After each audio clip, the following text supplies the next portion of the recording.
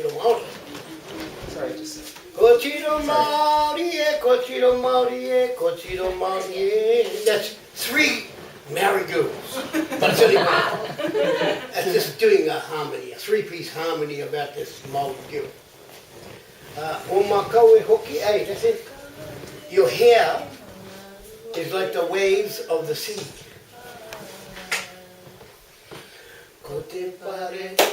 The feather shows that you are a chieftainess. And you're in the right. And your name is Rongo Mai Wahine, and you come from Nukutauru e Mahia. Alright?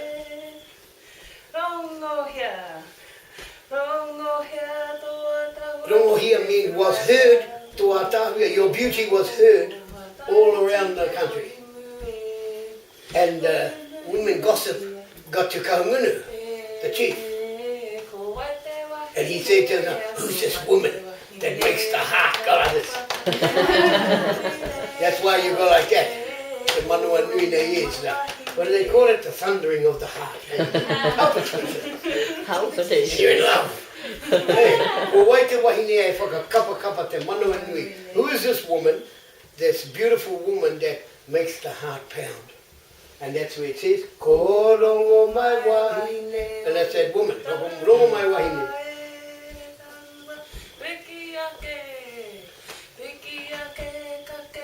Pikiake means he arrived at Mahia.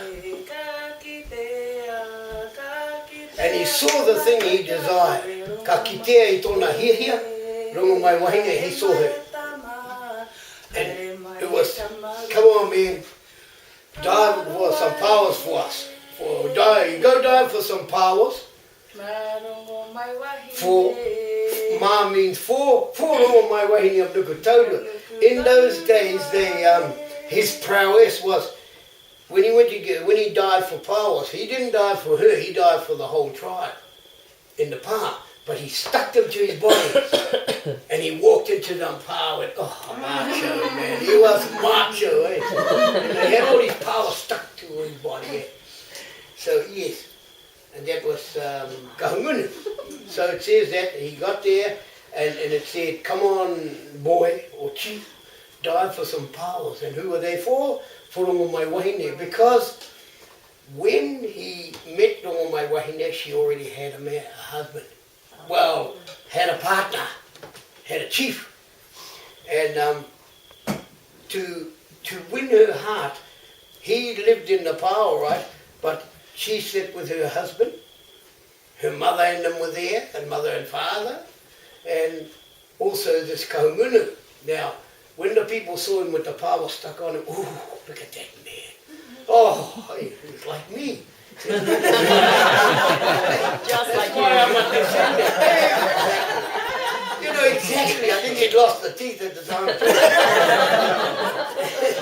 He probably got them knocked out. Because he did make a play for her.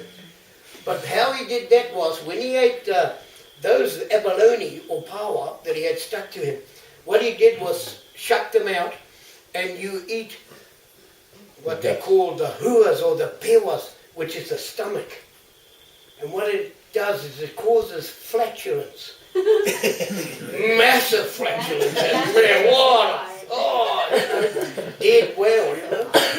And that's what he did. He ate these huas, and then he lifted up the flap of her and her husband's house, and he went and flatulated into it and shut it up. So what does she do? What does a woman do naturally? Yes, thank her. I'm going over to Mum. Hey, I'm going to sleep with Mum. But he did this a few times, and it drove her out of his house. And they drove her out of her husband's house. Now, in those days too, they used to hop on the long waka and catch a wave right out and surf, sitting on the back of a waka. What Kahungunu did with Tamatakutai, her husband of the time, or her partner, he sat him in front of him. And just as he caught the wave, he hikaka the waka, give it a wobble. And Tamatakutai fell in the sea. But when the wave caught when the boat caught the wave, it went all the way into shore. And so by the time he got out there, Tamatakutai, who wasn't a swimmer, had drowned. The So- waka is a canoe. So Kahungunu moved in automatically, was wrong on my way there. You know, saying naughty man. But no, that's the story of this song, about how he came here, courted her, and in the end, their children. And yet, of all tribes in New Zealand, Rongo Wahine's tribe were the only ones that intermarried with other waka, with other tribes. Our Wahine, she was the only one that her children intermarried. Because she was a chieftainess in her own right, they intermarried with other tribes. So all around the country. So we're connected to the king movement, to the Māori king and queen and whatever, and also tied into all the other waka that came to New Zealand. Our one, Kura Haupō, was said to have come via the American coast. They came from Hawaii and down the American coast of eastern United States and down from there. Kupe, that was Kupe's trail. And Kupe was the original navigator and came in 925. But there was someone before him, 200 BC, Māori. They came to Aotearoa. And with them came the first Mormons. They were predicted. But they were predicted before Joseph Smith. And they came to New Zealand and actually baptized our hapu, the Ngaitu hapu. And so we were the first people baptized into Mormonism, but it wasn't the Latter-day Saints. They came from Joseph Smith, but we said they were still Mormons. And so we were all baptized Mormon virtually along here, along our coast, in the Mahia area. They were predicted by a prophet a long time before. That, and it's on our flag. We've got a flag and the predictions are on it. The first prediction goes like this. In Māori it says, Ka haramai he tangata, e rua rāua, he timera warawa pōtai, which means men will come in twos and they'll wear hats like chimneys. And that was the Mormons. The second prediction was actually a man who was supposed to have chased that religion, but went and founded his own. And it said, Ka mura ai te rangi, the sky will light up, and ka haramai he tangata, a man will come with e rua nā waha, with two mouths. In other words, he knew two languages, Māori and English. And he'll look for his motana mana, he'll find his esteem, his power, and just his esteem. And the man who came, Halley's Comet was at the closest to Hawke's Bay at that time, and it lit up the sky. And the man who came here was Wiramu T.W. Ratana. And he was 17 years old, and our hapu is called Te Hoka Whitu o Ngai Tu. Everything is 7. You had a first birthday, you had a 7th, you had a 14th, and a 21st. And that was it, in the tribe. Hoka Whitu o Ngai Tu. Our pepeha or says, e whitu ki te moana, 7 things from the sea, and what Ruawharo found, when he got to Mahia, was 7 whales, or hills, that looked like whales. They were puke. And all had names with TU, so that's our tribe, our iwi, our hapu, is called Ngai Tu. Everything, all those 7 taongas start with TU. So yes, and that's the story of Mormonism anyway, arriving in Aotearoa. And I think it was before William Williams and them, the Anglican. And I think also in the prophecy they said about how they'd raise their hand to the square. That's Yes, what yes, Selwyn Jones was yeah, saying. that's what they did.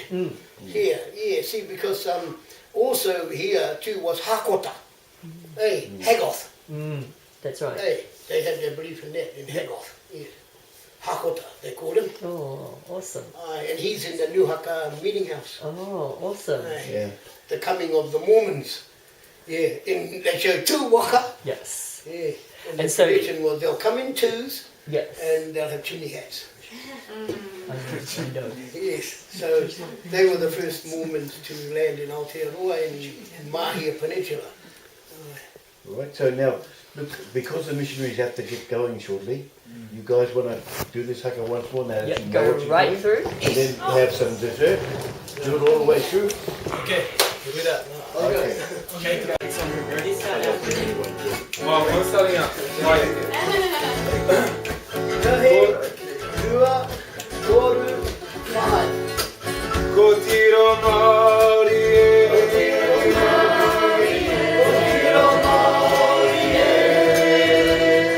Katahi karua katoru kapa Kotiro Maori Takuripeta O Makau O makawe, hoki nagaru o te ta. Kote pare huia E tohu rangatira Korongo mai wahi te o nuku taurua Rongo ria toa toa ki te te wakapoa Taia te te kohimu himu ki a karumuru Ko ai te wahi te whakatoka wa te manarui No mai wahi he. Korongo ai wahi me o nuku taurua Pia ake kake ake ki te mahia Ka ki te atuna au e rono mai Arima e ta maruku e a pawa tangaroa Marongo mai wahi me o nuku taurua Nā haura tauru tangata whakare Nā te pāua hope anu ana wero o mai Pai ki ne taha e taua I maramaha te ao nuku taurua Nā haura tauru tangata whakare Nā te pāua hope ana koe Maranga mai e hine taha e taurua I maramaha te ao nuku taurua